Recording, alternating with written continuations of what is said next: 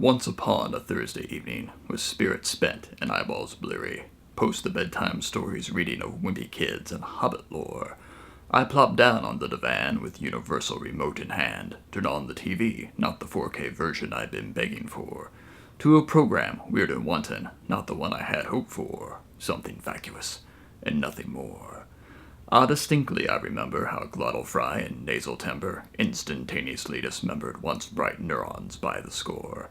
Yet I could not turn away to conversation or printed page. I was drowning in shallow seas of drama I had not once asked for. "What is this trash?" I muttered, as I notched the sound up more, to better hear the blinged-out bore. Of some outfit she was whining, it made her T-zone look too shiny, as her selfie flash was lighting Botox lips and chem-peeled pores. She couldn't get the background right, her puckered duck face off a slight. She fired the assistant to her third assistant, whom she'd hired days before. "This is like a farce or something, so get your booty out the door. But we're still BFFs, right? Forevermore?" A commercial break thusly appeared. You thought this TiVo'd? Au contraire. For this instant was I born prepared to break the spell at its dark core. I seized upon my iDevice to check 'twould be a stormy night. Then I launched my Instagram to see friends' quinoa from the eve before, when in my feed, most unsuspecting, lurched that blinged-out demon spore, wearing a smile, and not much more. "Away with thee!" I duly screamed, prayed for salvation in my Twitter stream, to banish the ghastly airbrushed meme back to from whence it had leapt forth. But there betwixt grumpy cat memes, a most vile promoted tweet, pushing bronzer on the masses whose pastiness upsets the bore. "Get the hashtag glow you've craved, but you can't vacay at the shore."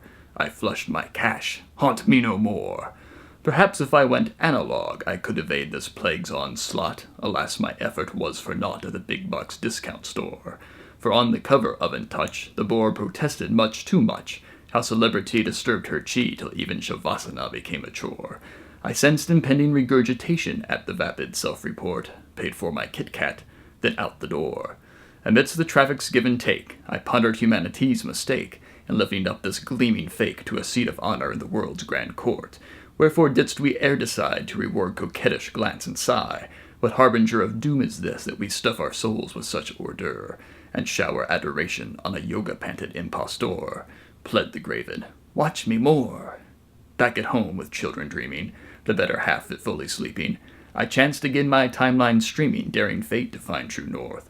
But with each scrolling of the page, 10 more examples of this fetid age, the rich, the famous, the loud, the shameless, clamoring for one like more. Idols carved from pride's own ore. Quoth the Graven, "Love us more." Now upon this midnight dreary, I sit racked with doleful queries, much aggrieved with modern theories for the existence of such ardor. These mannequins of celebrity trade for tarnish and eternal gleam, flaunt the prescription handed down to those who had by grace some worth. "Thou shalt not," thus saith the Lord. "Begone, foul Graven, forevermore."